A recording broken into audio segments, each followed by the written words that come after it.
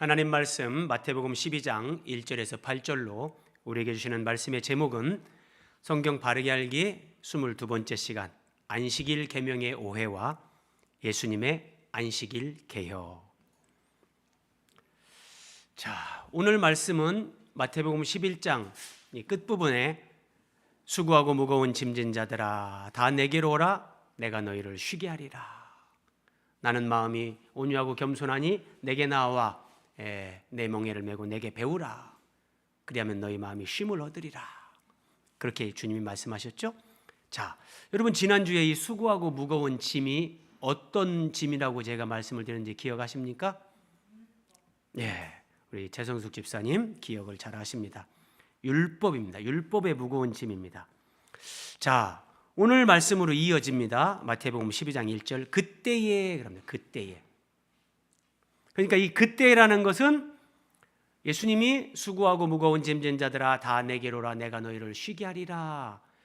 율법의 무거운 짐으로부터 사람들을 구원하시고 그들에게 안식을 참된 쉼을 주시겠다고 말씀하신 예수님이 바로 그때에 이렇게 연결되는 겁니다. 그러면 자, 그때 예수께서 안식일입니다.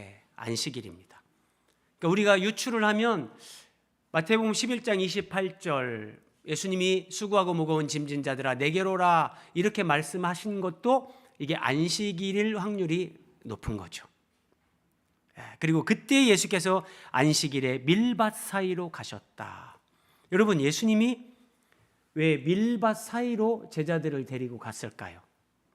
뭐 그냥 밀밭 사이가 아니라 일반 길이 다 있는데 왜 밀밭 사이로 예수님이 가셨을까? 자, 제자들이 시장하여 이삭을 잘라 먹으니. 여러분 스크린 보시면서 각자 대답을 해보십시오. 자, 예수님과 제자들이 안식일에 밀밭 사이로 가다가 제자들이 너무너무 배가 고파서 시장하여 그런데 어떤 번역본에 보면 너무 배가 고파서 정말 배가 고팠던 거예요. 밀 이삭을 잘라서 먹었어요. 자, 그러면 제자들이 남의 밀밭에서 밀 이삭을 잘라 먹었는데 하나님 말씀 율법으로 볼 때 제자들의 이 행동은 잘한 것이다, 잘못한 것이다, 뭐 옳은 것은 아니지만 너무 배가 고팠으니까 그래도 심정적으로 뭐 이해할 수 있다. 에이 모르겠다. 자, 대답해 보세요 한번. 네. 또 대답해 보세요 한번. 몇 번일까요?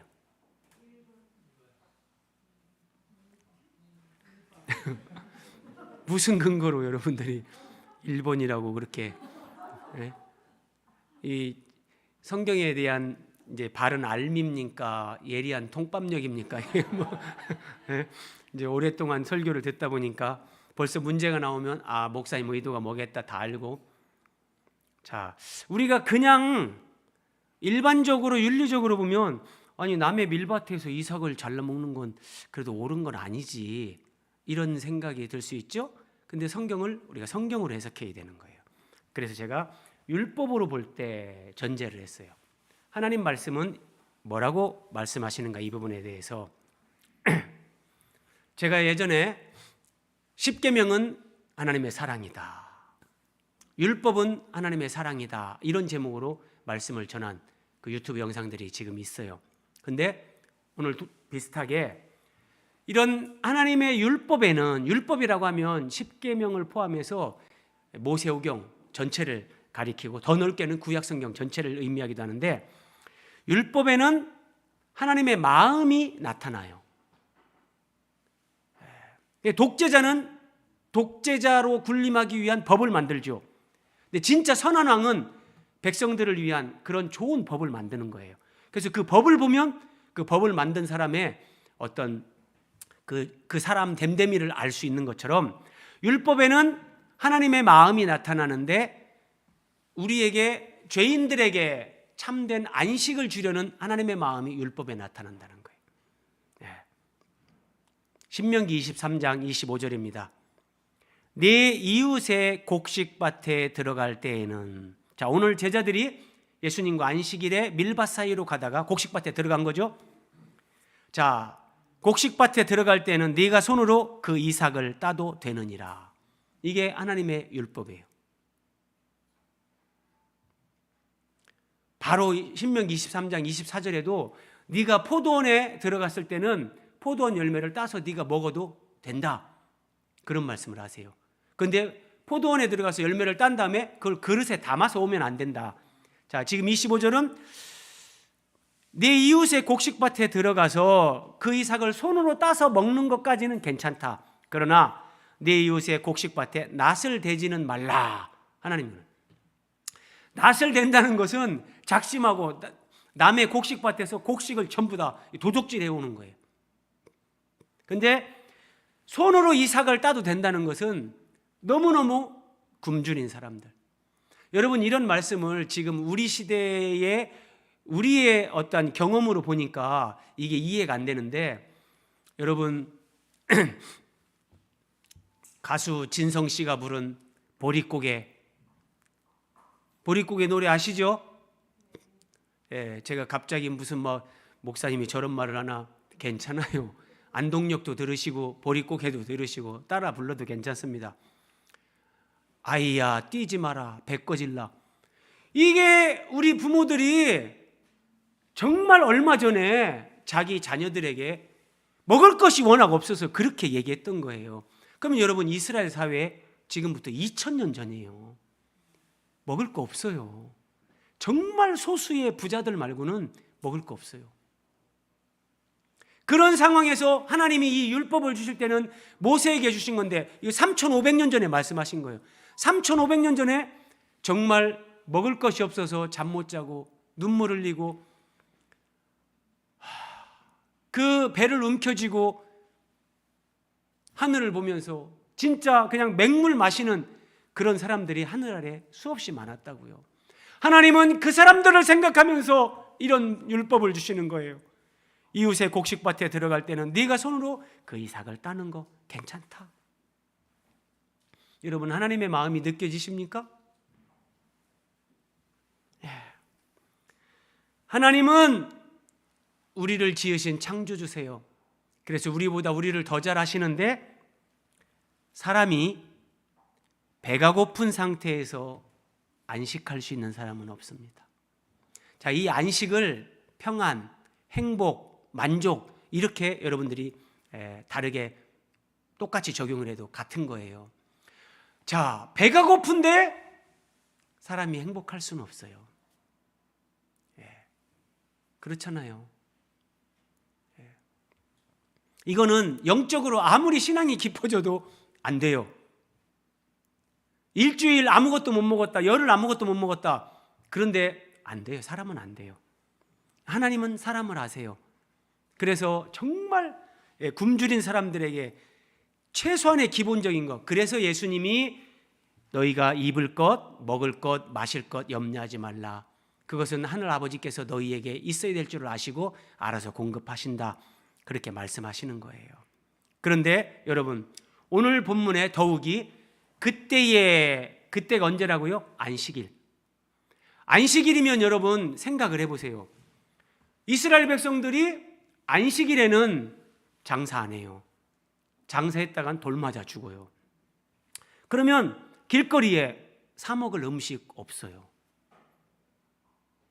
2000년 전에 먹을 것도 없는데 음식을 파는 사람도 없어요. 방법이 없어요. 그런데 예수님하고 다니면서 제자들이 정말 배가 고파 죽겠는데 먹을 게 없어요. 그래서 예수님이 제자들을 밀밭으로 인도하시는 겁니다. 그들을 먹이기 위해서요. 밀밭 사이로 갈 때 제자들은 이 신명기 23장 25절, 예수님도 제자들도 유대인들은 이런 말씀을 다 알아요. 그래서 남의 밭에 손으로 이삭을 따서 먹는다고 그게 죄가 아니에요. 그래서 예수님도 이 제자들의 배고픔을 알기 때문에 밀밭으로 인도하셨고, 신명기 이런 율법을 근거로 밀이삭을 먹도록 예수님이 제자들에게 배려하신 거예요. 하나님 아버지는 모세오경에 나와 있는 이런 긍휼의 법, 정말 가난한 자들, 불쌍한 자들, 그들에게 자비를 베푸시는 하나님의 긍휼의 법, 이런 율법을 성경에 기록해 주셨고, 이제 하나님의 아들이신 예수님은 이 땅에 오셔서 그 배고픈 제자들이 하나님이 말씀하신 그 긍휼의 법으로 배고픔을 벗어나게 하시는 거예요. 자, 다시 한번 보세요. 수고하고 무거운 짐진 자들아 다 내게로 오라. 내가 너희를 쉬게 하리라. 인생의 무거운 짐, 가장 큰 수고, 지난주에 말씀드린 것처럼 이것은 모세의 율법의 무거운 짐, 지난주에 설명드렸었죠. 이스라엘 백성들을 그냥 숨을 쉬지 못하게끔 율법으로 종교 지도자들이 그렇게 억압을 한 거예요. 자, 무거운 짐을, 예수님 말씀해요. 서기관들과 바리새인들이 모세의 자리에 앉았으니 율법을 가르치고 율법을 해석하고 그런 자리에 앉았다는 거예요. 그런데 그들은 무거운 짐을 묶고 사람의 어깨에 지우고 자기들은 손가락 하나 움직이려고 하지 않았다. 자, 여러분 한번 보세요. 유대교에서 창세기부터 신명기까지 모세오경에서 하나님이 이거 하지 마라, 이거는 이렇게 하라 하지 말라고 하신 모든 것을 다 정리해서 기록을 했더니 그 율법이 613가지가 됐습니다. 613가지. 근데 그 중에서 너희는 이것은 이렇게 하라, 이게 248개, 이런 것은 이렇게 하지 말라, 이게 365개. 그래서 613가지 유대교에 이런 율법 계명이 있었어요. 이것으로 사람들에게 무거운 짐을 지어가지고 사람들이 정말 숨을 못 쉬는 거예요. 숨을. 출애굽기 23장 12절 하나님께서 이렇게 말씀하십니다. 너는 엿새 동안에 내 일을 하고 일곱째 날에는 쉬라. 네 소와 나귀가 쉴 것이며 네 여종의 자식과 나그네가 숨을 돌리리라. 여러분, 정말 하나님은 이런 분이세요. 여종의 자식, 나그네, 가난한 사람들, 그날 노동을 하지 않고는 먹고 살 수 없는 사람들, 정말 그렇게 살아가는 사람들, 그리고 소나 나귀, 짐승들, 일곱째 날은 쉬게 하라. 그들도 숨을 돌리게 하라.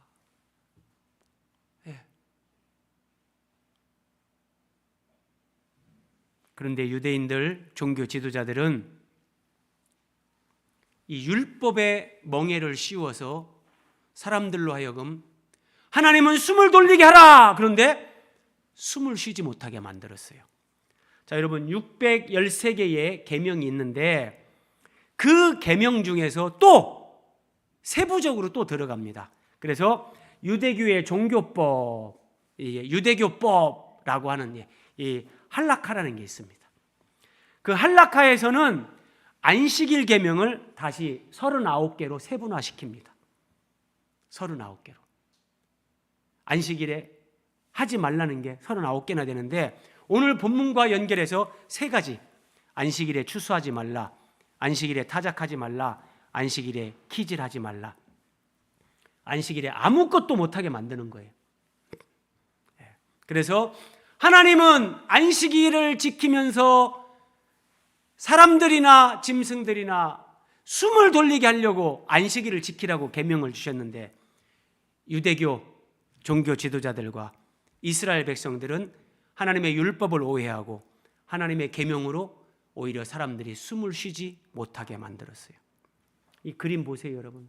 한 사람을 의자에 앉혀서 돌을 묶어가지고 물속에 던진 거예요. 이게 율법의 무거운 짐에서 죽어가는 인생들. 방법이 없어요. 여러분, 정말 이 시대에 태어난 거, 대한민국에 태어난 거, 예수님을 믿고 또 오늘 하나님의 말씀을 우리가 이런 식으로 배우고 이해하고 알아갈 수 있는 거 하나님 앞에 감사하시기 바랍니다. 네. 사람들로 하여금 율법으로 숨을 쉬지 못하게 하는 예수님은 이걸 다 아세요. 그래서 잘못된 그런 관행, 잘못된 이런 할라카, 이런 것들로부터 사람들을 예수님이 깨닫게 하고 구원하시는 겁니다. 이스라엘이 오해한 안식일 계명 다시 한번 볼까요? 오늘 말씀 2절입니다. 바리새인들이 보고 예수님의 제자들이 밀밭 사이로 가다가 미리삭을 손으로 잘라서 이렇게 비벼서 이제 껍질을 벗겨서 먹는 걸 본 거죠. 바리새인들이 보고 예수께 말하되 보시오, 당신의 제자들이 안식일에 하지 못할 일을 하나이다. 왜 안식일 날 일을 합니까? 안식일 할라카의 어떤 그 세 가지, 안식일 날 추수하지 말라, 안식일 날 탈곡하지 말라, 안식일 날 키질하지 말라. 그러니까 제자들이 미리삭을 잘랐어요. 이게 추수하는 거예요. 이 껍질을 벗겨요. 그거를 호 불고 먹어요. 이 다 걸리는 거예요. 그들의 법에. 자, 그러면 다시 한번 보세요. 안식일에 기본적으로, 그러니까 이런 배경을 모르면 참 희한하네. 예수님이 제자들하고 뭐 안식일에 밀밭 사이로 가는데 남의 밭에서 그거를 뭐 잘라서 먹고 예수님이 그걸 괜찮다고 말씀하시고, 그런데 그게 아니라 제가 앞에서 언급한 것처럼 안식일에 음식을 구해서 먹을 데가 없어요. 먹을 데가 없어요.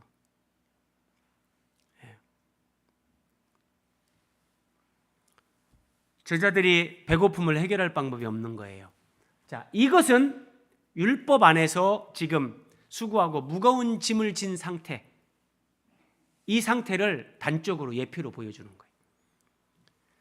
근데 예수님은 제자들을 밀밭으로 인도하셨죠? 그리고 제자들이 실컷 미리삭으로 배를 채우게 합니다. 이것은 예수님 안에서 누리는 안식, 이것에 대한 단적인 예표. 예수님과 함께 가면 이런 만족, 이런 배부름, 이런 안식을 누리는구나. 바리새인들은 안식일에 하지 못할 일을 당신의 제자들이 하고 있는데 왜 당신은 침묵하시오? 책망해야 될 거 아닙니까? 못하게 해야 되죠. 이렇게 비난하고 정죄했는데, 그들은 율법에 나타난 하나님의 마음, 굶주린 자에게 먹을 것을 주시며 안식을 주시는 하나님의 자비와 긍휼과 사랑의 마음, 이걸 모르는 거예요. 그래서 여러분, 성경을 아는 만큼 하나님을 알 수 있고 성경을 아는 만큼 하나님을 사랑할 수 있습니다. 네. 다시 한번 보세요, 여러분. 요한복음 6장 63절을 보면 성경의 문자는 거기에 하나님의 영, 하나님의 마음이 담겨 있습니다. 제가 말씀드렸죠? 이 컵이 성경의 문자예요. 그런데 이 컵을 내가 아무리 가지고 있어 본들, 컵이 본질이 아니라 이 컵의 목적, 용도는 음료를 담아서 사람이 마실 때 쓰려고 하는 거잖아요. 마찬가지예요.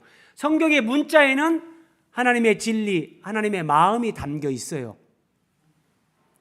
그래서 성경의 문자를 통해서 하나님의 마음, 하나님이 우리에게 깨닫게 하려는 그 진리, 이것을 깨달아야 되는데 이스라엘 종교 지도자들은 문자 안에 담겨 있는 하나님의 마음, 거기까지 보지 못하는 거예요. 그래서 여러분, 무서운 말씀이에요. 동그라미 3번 보세요. 바리새인들은 안식일 계명의 문자로 안식일 날 일하지 말라, 자기들이 만든 또 종교적인 어떤 그런 관습, 이런 것들로 안식일 계명의 문자로 안식일 계명에 담긴 하나님의 사랑, 자비, 은혜, 긍휼, 이것을 공격하고 있는 거예요. 여러분, 무서운 거예요. 나는 예수님을 믿고 나는 예수님을 사랑하고 예수님을 위해서 내가 충성한다고 생각하는데, 성경을 이렇게 피상적으로 알면 내가 하나님을 위한 열심으로, 내 열심으로 하나님을 대적하는 사람이 됩니다. 자기도 몰라요, 그걸. 그래서 오늘 본문 7절에서는 하나님, 주님께서 이렇게 말씀하세요. 나는 자비를 원하고 제사를 원하지 아니하노라. 호세아서 6장 6절을 예수님 인용하는 거예요. 라고 말씀하신 하나님의 뜻을 너희가 알았더라면, 이 성경의 진정한 의미를 너희가 알았더라면 무죄한 자를 정죄하지 아니하였으리라. 지금 배고파서 허기져서 밀밭 사이에 이삭을 잘라 먹은 이들을 너희들이 비난하지 않았을 것이다. 네, 이렇게 말씀하시는 거예요. 그래서 여러분, 안식일 계명에 담겨 있는 하나님 아버지의 마음, 여러분 그렇잖아요. 우리가 법을 만들 때 법을 만들면 문자적인 법이 있고 그 법 정신이라는 게 있어요. 법 정신. 그 법 정신을 구현하기 위해서 그 문자적인 법이 필요한 것처럼, 그래서 우리가 이런 율법 정신, 율법을 주신 하나님 아버지의 마음을 알면 누군가 정말 안식일 날 밀이삭을 먹었어요. 그러면 그래, 얼마나 배고팠으면 저렇게 할까, 이런 마음을 갖는단 말이에요. 여러분, 귀 있는 자만 이게 들리고 듣습니다. 우리가 인간관계에서 믿음으로 살아가면서 그렇다니까요. 어떤 사람을 보고 저 사람이 참 어땠으면, 오죽했으면, 이런 게 보여지고 느껴지는 거예요. 저는 이제 하나님 안에, 은혜 안에 살면서 그냥 이런 것들이 조금씩 더 보여요. 어떤 사람이 예를 들어서 죄를 졌다. 여러분 TV 뉴스 보잖아요. 뉴스를 보면서 어떤 사람이 막 죄진 것들이 나와요. 그럴 때 여러분, 많은 경우에는 그 죄를 진 사람이 그 죄를 이길 수 있는 능력이 그 사람에게 없습니다. 그 능력이 없어요. 하나님은 그것까지도 알기 때문에 인생들을 불쌍히 여기는 거죠. 근데 우리는 그런 거 생각 안 하고 그런 거 모르고, 여러분 원수를 사랑 안 하는데 원수 사랑이 다 됩니까? 사랑은 내가 하나님을 닮아가는 만큼, 영혼이 성장하는 만큼 사랑이 되는 거예요. 똑같아요. 용서도, 거룩한 삶도 내 영혼이 성장한 만큼 그게 되는데, 저 사람이 아직 그런 영혼의 성장, 하나님과의 관계, 이게 없는데 안 되는 거, 그게 보이고 이해가 되는 거예요. 자, 이제 안식일을 개혁하는 예수님의 성경 해석 한번 보자고요. 히브리서 9장 10절입니다. 이런 것은 구약의 성막, 성전에서 제사장들이 제사 지내던 것, 이게 1차적인 거지만 구약의 모든 율법 전체를 의미합니다. 이런 것은 개혁할 때까지 맡겨둔 것이다. 개혁할 때까지. 이 개혁이 정치인들이 얘기하는 무슨 그런 개혁, 그런 차원이 아니고요. 이런 의미입니다. 여기서 개혁이라는 것은 구약의 모든 율법, 제사, 안식일, 성전에서 드리는 어떤 그런 제의적인 것들, 이 모든 것들은 모형과 그림자인데 이걸 개혁할 때까지 맡겨뒀다. 이것은 그것의 실체이신 그리스도가 오셔서 그것을 성취할 때까지만 율법적으로, 그 율법에 의한 그런 제사라든지 안식일이라든지 이런 것들을 그때까지만 하나님이 맡겨둔 것이다. 그때까지만 유효한 것이다. 이렇게 말씀하시는 거예요. 그래서 오늘 말씀 1절, 2절을 자세히 보면 여러분, 두 개의 율법이 충돌하고 있어요. 한 가지, 바리새인들은 제자들을 비난하잖아요. 아니, 예수, 당신의 제자들이 안식일에 지금 하지 못할 일을 하는데 왜 가만히 계십니까? 그것은 그들이 안식일 계명으로요. 안식일에 일하지 말라. 이 계명으로 말씀에 근거해서 그들은 지금 제자들을 비난하는 거고, 제자들은 신명기 23장 25절 하나님의 긍휼의 법, 남의 곡식밭에 가서 손으로는 따서 그것을 먹을 수 있다. 이 말씀, 두 말씀이 충돌하고 있는 거예요. 예수님은 우리에게 지금 이거를 깨닫게 하고 가르쳐 주려는 거예요. 전부 다 나도 이 말씀으로 옳다고 하는 거예요. 그런데 이걸 깨닫게 해주기 위해서 예수님께서 구약 성경에서 두 가지 사례를 말씀하시는데, 첫 번째가 다윗에 관한 얘기입니다. 예수께서 이르시되 다윗이 자기와 그 함께한 자들이 시장할 때에 한 일을 잊지 못하였느냐. 지금 바리새인들, 종교 지도자들에게 예수님이 이렇게 말씀하세요. 이것은 이제 사무엘상에 나오는 말씀인데, 예수님께서 니들은 다윗이 시장할 때의 한 일을 잊지 못하였느냐. 예수님이 일단 이 바리새인들, 그들의 성경 지식, 그것을 책망하시고 너희들이 성경을 제대로 알지 못하고 있다 드러내는 거예요. 너희는 성경 전문가라고 자부하지만 너희의 성경 지식은 그냥 피상적인 것뿐이다. 다윗이 시장할 때에 어떻게 했는지 읽지 못하였느냐? 너 성경을 어떻게 봤냐? 이런 말씀이에요. 그래서 여러분, 저는 이걸 늘 경험하고 고백합니다. 성경을 바르고 깊이 있게. 성경을 바르게만 알아도 안 돼요. 바르게 아는데 깊이가 없으면 안 돼요. 그래서 바르게 알아야 되는데 깊이 있게 알아야 돼요. 근데 이것은 정말 하나님이 택한 사람들, 그들에게 주시는 하나님의 특별한 선물이고 은총입니다. 예. 여러분 생각해 보세요. 지금 지구상에 한 80억 인구가 살아가는데 성경을 가지고 하나님 말씀을 마음대로 공부할 수 있고 하는 그런 나라가 많지 않아요. 근데 그 나라들 가운데 수많은 이단들이 있고, 성경을 엉뚱하게 가르치는 그런 부류의 사람들이 있고, 기독교 안에서도 여러분 성경을 완전히 자의적으로 별의별 참 그런 목사들도 다 있잖아요. 그런데 전부 다 말씀 중심이라고 해요. 성경 중심이라고 해요. 근데 정말 예수 그리스도를 중심으로 하는 이런 구속사적인 성경에서 하나님의 경륜을 드러내는 이런 성경신학적, 이런 성경을 해석을 통해서 하나님의 진리를 배워가고 그 영의 양식으로 그리스도를 먹고 마시는 그런 사람들은 여러분 하늘 아래 정말 소수입니다. 그래서 하나님 앞에 감사하면서 더 말씀 사모하시기 바랍니다. 자, 다윗의 예를 주님이 드시는데 이렇게 말씀하십니다. 그가 다윗이 하나님의 전에 들어가서 제사장 외에는 먹어서는 안 되는 진설병을 먹지 아니하였느냐. 한번 보세요, 여러분. 이게 무슨 말인지 사무엘상 21장입니다. 다윗이 사울 왕에게 쫓겨다닐 때 이야기입니다. 사울에게 잡히면 죽는 상황인데 다윗이 도망자의 삶을 살다가 너무너무 배가 고픈 거예요. 다윗을 따라다니는 사람들도 숫자가 제법 많은데 먹을 걸 구할 수 없는 거예요. 다윗이 노베 가서, 예루살렘 북동쪽으로 조금 위에 있습니다. 노베 가서 여기에 사울 시대에, 사울왕 시대에 어떤 성소가 있었던 거예요. 거기에 제사장 아히멜렉이 있었다.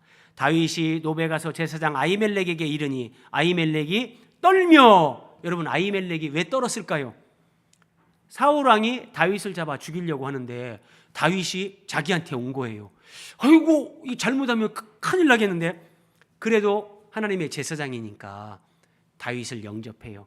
그리고 아니 다윗 어찌하여 이렇게 혼자 왔느냐. 이 아히멜렉 제사장에게 갈 때 자기와 함께하는 사람들을 숨겨두고 다윗이 이제 혼자 나타난 거죠. 어쨌든 중간 생략하고 다윗이 말하는 겁니다. 아히멜렉 제사장님, 당신 수중에 무엇이 있습니까? 배가 고파서 정말 너무너무 죽을 지경입니다. 떡덩이 5덩이를 주든지 무엇이든지 있는 대로 좀 주십시오. 이렇게 간청을 했더니 아히멜렉이 이렇게 말합니다. 일반적인 떡, 보통 떡, 그것은 없다. 그런데 거룩한 떡은 있다. 이 거룩한 떡이 뭐냐? 진설병, 여호와 앞에서 물려낸 떡. 그림으로 한번 보세요. 여러분 이스라엘 백성 제사장들이 이 성소잖아요. 성소, 지성소 앞에 여기 분향단이 있고 성소에 이렇게 떡을 진열하는 거예요. 떡을 진열하는데 언제 이 떡을 진열하냐? 안식일마다요. 레위기 24장 8절 9절. 안식일마다 이 떡을 여호와 앞에 항상 진설할지니, 진설한다, 진열한다는 얘기예요. 그런데 이 떡은 아론과 그의 자손에게 돌리고, 그러니까 안식일마다 이 떡을 진열을 하는 거예요. 그러니까 일주일 동안 있었던 떡은 안식일 날 따뜻하게 만든 이 떡으로 교체를 하는 거예요. 바꿔서 진설을 하는데, 그때 기존에 있던 이 떡은 어떻게 하냐? 성소에서 제사장들만 먹을 수 있는 거예요. 이게 하나님이 말씀하신 율법이에요. 이 떡은 아론과 그의 자손에게 돌리고 그들은, 제사장들은 그것을 거룩한 곳에서 하나님의 성소에서 먹어라.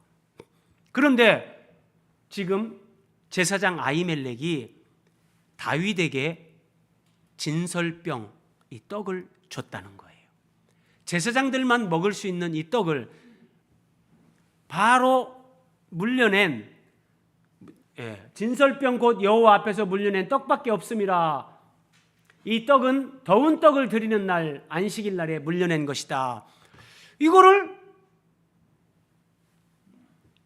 다윗에게 줬다는 거예요. 그러니까 안식일 날 제자들이 미리삭을 잘라 먹은 것은 율법을 범한 것이 아니고 죄가 되지 않는다. 예수님이 이런 논리로 지금 말씀하시는 거예요. 여기까지 여러분 들으시면 저게 무슨 말이야? 다 이해가 안 될 수 있어요. 자, 근데 어쨌든 예수님은 지금 아히멜렉 제사장 다윗의 행동, 분명히 율법에 하나님이 진설병은 제사장들만 먹을 수 있다 그랬는데 다윗에게 줘서 다윗이 그걸 먹었어요. 근데 예수님은 이것을 긍정적으로 말씀하세요. 그리고 성경 어디에서도 이게 잘못됐다고 말하는 게 없어요. 그러면 제사장만 먹을 수 있는 이 진설병을 다윗이 먹었는데 왜 죄가 되지 않는 걸까요? 성경은 여러분 조금 더 이렇게 그렇게 단편적으로만 알 수 있는 그런 게 아니에요.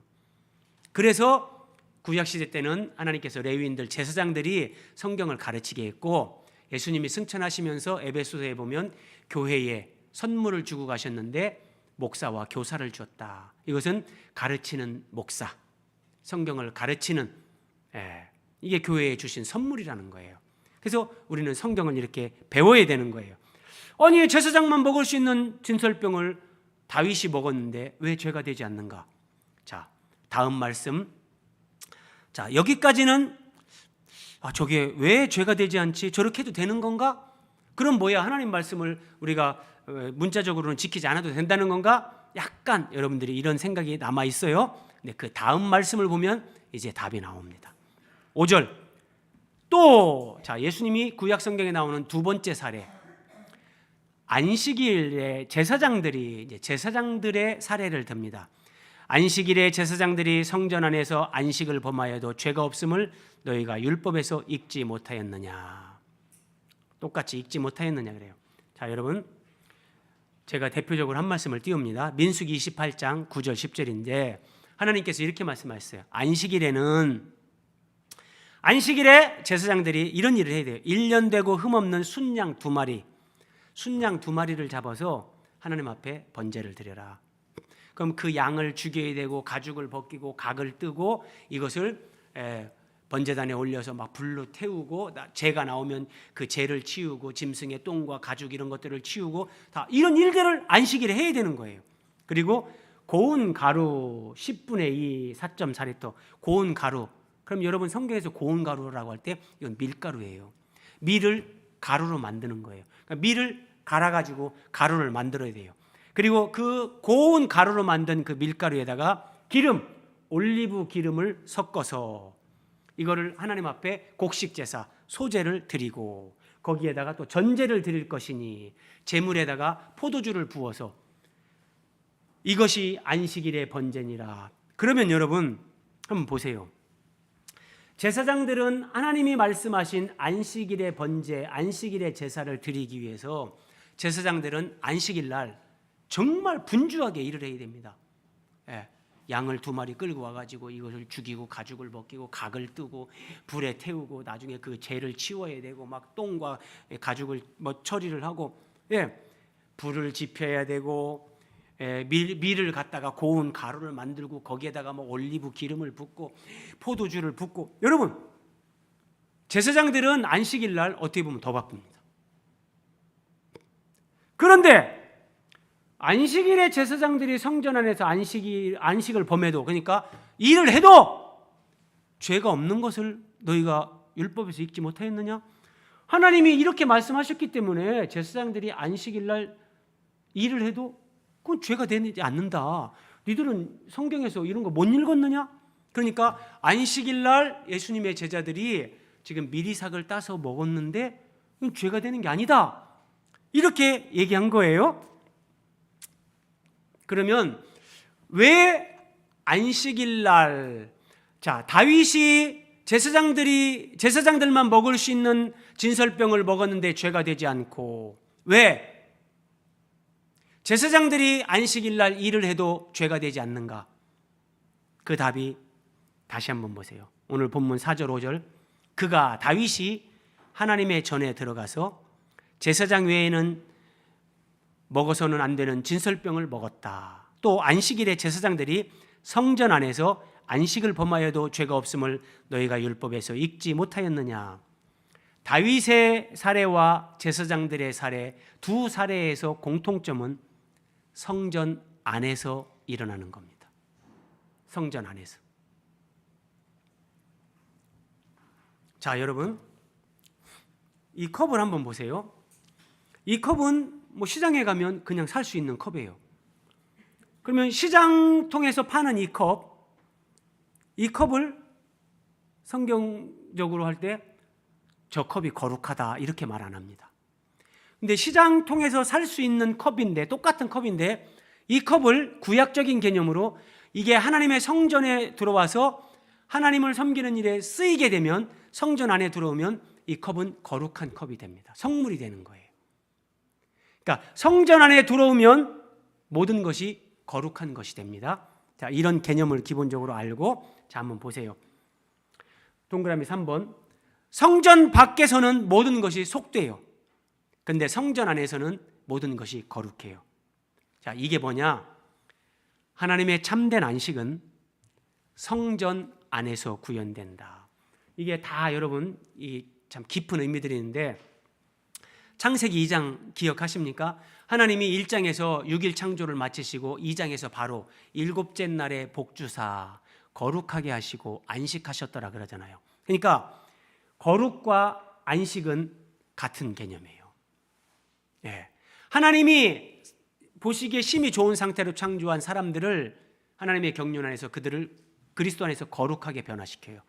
그때 하나님의 안식이 오는 거예요. 그러니까 성전 밖에 있는 속된 것이 성전 안에 들어오면 거룩하게 되는데, 그 거룩하게 되는 것을 다르게 얘기하면 그때 그들이 안식에 참여하는 거예요. 안식을 누리게 되는 거예요. 자, 그러면 답이 나오는 거예요. 다윗이 성전 안에서 진설병을 받고 먹는 거예요. 자, 성전 안에서 제사장들이 일을 해도 죄가 되지 않는 거예요. 조금 더 깊은 설명, 동그라미 5번. 성전 안에 있는 자들에게는 이미 거룩해졌어요. 안식이 구현되고 있기 때문에 안식일 규정이 그들에게는 아무 효력이 없다. 그들을 정죄할 수 없다. 이런 논리로 연결이 되는데, 자, 이제 여러분, 이래서 저게 안식일에 일을 해도 안식일에 미리삭을 잘라 먹어도 죄가 안 된다고 예수님이 하신 거구나. 공통점은 성전 아니었습니다. 자, 요한복음 2장 21절. 그러나 예수는 성전된 자기 육체를 가리켜 말씀하신 것이라. 성전 안에서는 안식일을 범해도 죄가 되지 않아요. 근데 구약시대 건물 성전은 참 성전 예수 그리스도에 대한 모형과 그림자였어요. 보세요. 그가 하나님의 전에 들어가서 진설병을 먹지 아니하였느냐 이렇게 했죠. 제자들은 예수님과 함께 다니면서 예수님의 제자, 예수님 안에 있는 거예요. 진짜 성전인 예수님과 함께 예수님 안에 있으면서 그들은 예수님의 인도를 따라서 밀밭에 와서 안식일에 밀 이삭을 잘라 먹었어요. 죄가 안 돼요. 누구도 정죄할 수 없어요. 여러분, 하나님이 얼마나 위대하십니까? 만약에 다윗이 아히멜렉을 찾아가서 제사장들만 먹을 수 있는 그런 진설병을 먹은 것, 이런 성경의 말씀이 없다면 성경에서 이런 논리를 전개한다는 게 참 쉽지 않아요. 근데 하나님은 이런 거 다 알고, 사탄이 이제 종교인들이 이런 식으로 하나님의 율법을 왜곡시킬 것까지도 아시고 성경에 이런 것들을 다 기록하셔서 사람들이 그걸 읽어도 깨닫지 못해요. 근데 예수님이 너희가 이것을 읽지 못하였느냐? 이걸 바르게 해석해 주는 거예요. 이렇게 되는 거예요. 하나님의 성전 안에 들어가서 예수님 안에서 진설병을 먹었는데 오늘 제자들은 미리삭을 잘라 먹고 똑같은 거예요. 이 죄가 안 되는 거예요. 안식일을 범한 게 아니라는 거예요. 자, 그리고 보세요. 진설병이 뭐예요? 진설병. 진열해 놓은 떡이잖아요. 그래서 한자로 하면 이게 떡병자를 써가지고 진열한 떡. 영어로 하면 이게 빵이에요, 빵. 자, 그런데 진설병, 성수의 안식일마다 진열했던 그 떡의 실체가 뭐냐? 나는 하늘에서 내려온 살아있는 떡이다. 예수님이 성수에 진열되던 이 진짜 떡의 실체예요. 여러분, 밀가루로 만들어서 떡 만든 거, 그것을 하나님 앞에 왜 진열하라고 할까? 도대체 이게 뭐지? 하나님은 우리에게 이 생명의 떡을 주셔서 먹게 하고 우리에게 안식을 주시는 분. 구약의 제사장이 이 떡을 진열하는데 우리의 진짜 대제사장이신 예수 그리스도께서 자신의 살과 피를 생명의 떡으로 우리에게 주실 것에 대한 모형과 그림자. 다윗이 성전 안에서 진설병을 먹은 것은 신약적으로 얘기하면 예수님 안에서 생명의 떡이신 예수님을 먹고 참된 안식을 누린 거예요. 그러면 하나님은 훌륭하다, 박수를 쳐주는 거지, 이게 비난하거나 정죄할 일이 아니라는 거예요. 이렇게 내용이 다릅니다. 그리고 오늘 6절 말씀, 예수님이 이렇게 이어서 말씀하십니다. 내가 너희에게 이르노니 성전보다 더 큰 이가 여기 있느니라. 다윗이 성전에서 진설병을 먹었지, 제사장들이 성전에서 일을 해도 안식을 범하는 게 아니지. 그래서 결론은 성전 안에 있는 것이다. 예수님이 그렇게 말씀하시는 거예요. 그런데 예수님 자신을 가리켜서 나는 성전보다 더 크다, 성전보다 더 큰 이가 여기 있느니라, 예수님이 말씀하시는 거예요. 그래서 여러분, 여기서 성전보다 더 크다라고 할 때 이 크다는 것은 부피적인 개념이 아니에요. 어떤 사이즈를 얘기하는 게 아니라, 아래 설명 보세요. 예수님이 성전보다 더 큰 분이라는 것은 구약시대 때 성전은 모형이었고 그림자였는데 예수님은 그것의 실체로 오신 분, 예수님이 진짜다, 그 실체다, 이것을 성전보다 더 크다, 예수님이 이렇게 말씀하시는 거예요. 그러니까 여러분, 만약에 오늘날 이런 건물, 예배당을 성전이라고 한다면 부끄러운 거죠. 이 건물 안에 여러분들이 아무리 들어와 보세요. 거기서 무슨 안식이 누려지나. 근데 이것이 아니라 구약시대 때도 마찬가지라는 거예요. 솔로몬 성전이나 모세의 성막이나 그 안에 들어간다고 진짜 안식이 누려지는 게 아니라 그것이 예표하는 예수 그리스도 안에서, 하나님 안에서 참된 안식이 누려진다는 거죠. 그러면 이것을 조금만 더 확대 적용해 볼까요? 성전보다 크신 분이 예수님이죠? 그러면 여러분, 우리에게 적용하면 이렇게 됩니다. 에베소 2장 20절. 너희는 서로 연결하여 주 안에서 성전이 되어가고. 저도 정말 처음에 이런 말씀 깨달을 때요, 정말 막 전율이 이렇죠. 전율. 성경이 이렇게도 심오하구나.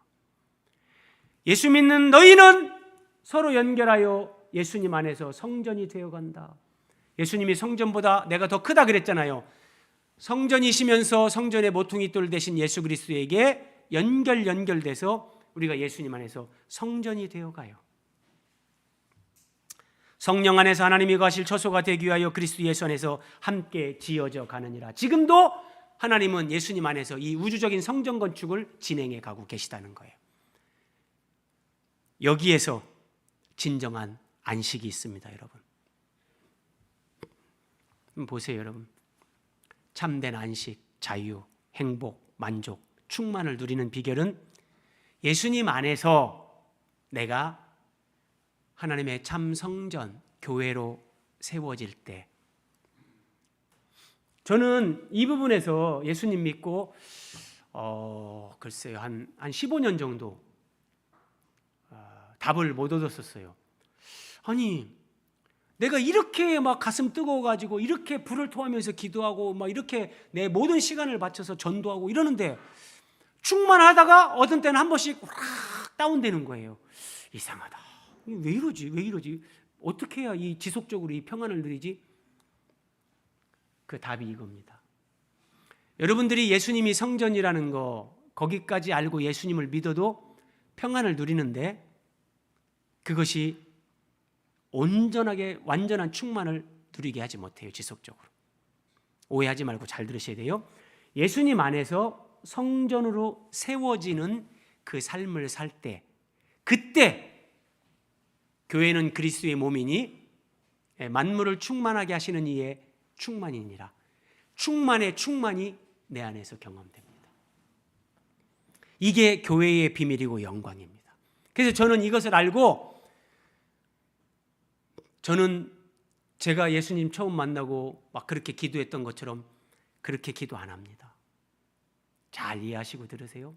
제가 그냥 막 그렇게 막 제가 하나님 앞에 제가 그런 거 하지 않는데 제 안에는 제 속에는 이 자유, 평화, 안식, 충만, 행복 이것이 그냥 쭉 누려집니다. 그래서 제가 이런 걸 누리면서 처음에는 많이 막 갈등도 있었어요. 내가 하나님 앞에 뭐 아무것도 안 하는 것 같은데도 이런 은혜를 이렇게 누려주는 게 이게 정상인가? 왜냐하면 내가 뭐를 해야만 된다고 늘 생각했었거든요. 그런데 이런 진리를 알고 예수님 안에서 근데 우리가 성전으로 세워진다는 것은 여러분 내 자아가 처리되는 거예요. 내 자아가 죽는 만큼 내가 예수님과 연합되고 내가 지체들과 서로 연결돼서 하나님의 우주적인 성전 거룩한 성 새 예루살렘 예수 그리스도의 신부로 세워지는 거예요. 이 삶의 실제 안에서 예수님 안에서 이것이 실제 내 안에서 이루어지고 진행되는 만큼 이 자유, 평화, 행복, 만족, 충만 이것이 그냥 누려집니다. 지속적으로. 제가 어제 저희 큰딸 하영이 상견례를 했습니다. 이번에는 저희가 사는 쪽에서 상견례 한번 하고 나중에 결혼식 앞두고는 이제 사돈 되실 분들이 사는 그쪽에서 또 한번 봅시다. 이제 우리는 그렇게 해서 2번 하기로 했는데 근데 이제 신앙생활 안 하시는 분들이니까 제가 대화를 이렇게 하면서 제가 그랬어요. 이렇게 인연이 되는데 이게 보통 인연이 아닙니다. 하나님이 다 인도하시는 거고 다 그런 뜻이 있습니다. 그러면서 뭐 저는 목사로 사는데 저도 뭐 처음부터 믿음 생활 했던 사람도 아니고 제가 직장 생활하다가 전혀 믿지 않는 집에서 목사가 됐다고 하니까 좀 놀라시더라고요. 근데 제가 이렇게 말씀드렸어요. 제가 목사니까 뭐 교회 가세요. 저는 그런 얘기 절대 안 합니다. 다만 사람이 왜 살아야 되는지 사람이 사는 게 뭔지 인생의 답을 알아야 되지 않겠습니까? 그리고 어떻게 하면 진짜 행복할까? 그러면서 제가 사돈 될 분들 처음 만난 자리였지만 저는 정말 재물은 없지만 저는 너무너무 행복하고 가슴이 꽉 차고 정말 부족함을 느끼지 않는 그런 행복을 누리며 삽니다. 그래서 제가 도와줄 수 있는 건 이 부분인데 언제든지 궁금하시면 저한테 전화하십시오. 제가 그 부분만큼은 도움을 드릴 수 있겠습니다. 제 진심이라니까요. 저는 설교를 준비하면서도 계속 제 속에서 행복하다. 너무 좋다. 너무 감사하다. 제가 보니까요. 제 안에도 제가 누리는 이런 거 제 안에도 비슷하게 누리지만 저만큼은 못 누려요. 그러니까 가끔 한 번씩 아이고 막 돈 없다고 짜증내고 그러는데 저는 돈 없다고 짜증 안 내요. 진짜예요. 저는 돈 없다고 짜증 안 올라와요. 막 조금 이렇게 정말 카드 대금 메꿔야 되고 그럴 때 이제 진짜 오랜 세월을 그렇게 살아오면서요, 야, 진짜라니까요. 이 충만한 행복, 이게 예수님이 수고하고 무거운 짐진 자들아 다 내게로라 내가 너희를 쉬게 하리라. 이 쉼, 이 안식, 제가 뭘 해서가 아니라, 하나님 앞에 내가 점수 딸 일을 해서가 아니라 그냥 자아가 처리되고 주님 안에서 그냥 숨쉬고 살아가는 거예요. 그런데 하나님의 우주적인 성전 그리스도의 몸인 교회로 세워지는 그 삶이 그냥 내 속에서 하나님이 이끄는 대로 따라가는 거죠. 이 행복, 평화, 안식, 충만, 감격, 만족,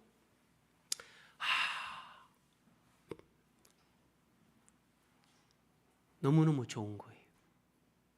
너무너무요. 여러분도 이런 안식, 이런 행복 누리시기 바랍니다. 네. 오늘 마지막 말씀 본문 8절, 그리고 예수님이 이렇게 말씀하십니다. 인자는 안식일의 주인이니라. 사람의 아들로 오신 예수님이 안식일의 주인이다 그래요. 자, 이것은 예수님은 안식일의 주인이니까 안식일 날 내 맘대로 해도 된다, 그런 의미가 아니고요. 짧게 말씀을 제가 설명하고 마칠게요. 예수님이 안식일의 주인이라는 것은 예컨대 이런 거예요. 신명기 5장 15절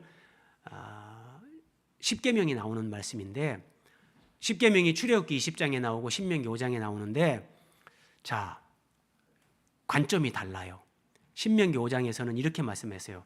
안식일을 지키라고 하는데 왜 안식일을 지키라고 하는가 잘 보세요.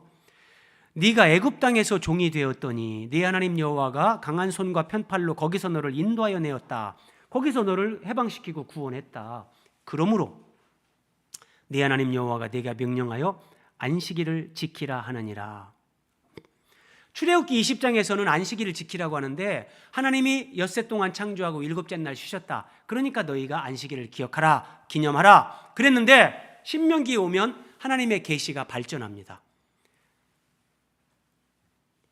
출애굽기 20장에서는 첫 창조를 근거로 해서 안식일을 지키라고 하고, 신명기에서는 새 창조, 사람들의 구원의 근거에서 너희들이 애굽에서 종살이하다가 구원받고 이제 하나님 백성이 된 거 아니냐, 가나안에 와서 살고 있지 않느냐, 그러니까 안식일을 지키라 이렇게 말씀하시는데, 아래 설명 보세요. 오늘 말씀은 이렇게 마칩니다. 자, 유월절 양은 예수 그리스도를 가리키고 애굽은 세상, 애굽의 왕 바로는 세상의 임금 사탄을 가리키는데, 하나님께서 그 애굽에서 이스라엘 백성들을 구원해 냈잖아요. 이것은 사탄에게 세상에서 종살이하는 죄인들, 바로 인생들을 예수 그리스도께서 구원하시고 해방시킬 것, 그들에게 참된 안식을 주실 것, 이것에 대한 그냥 모형과 그림자, 예표였다는 거예요.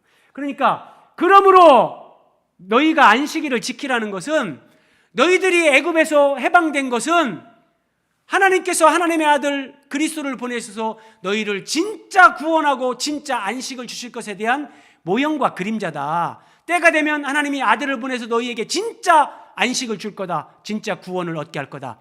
그것을 바라보면서 안식일을 지켜라, 이 의미란 말이에요. 그래서 모세가 이렇게 명령할 때는, 모세는 이 안식일이 그리스도께서 오셔서 우리에게 주시는 안식일, 이것을 지향하고 있다는 걸 모세는 다 깨달은 거죠.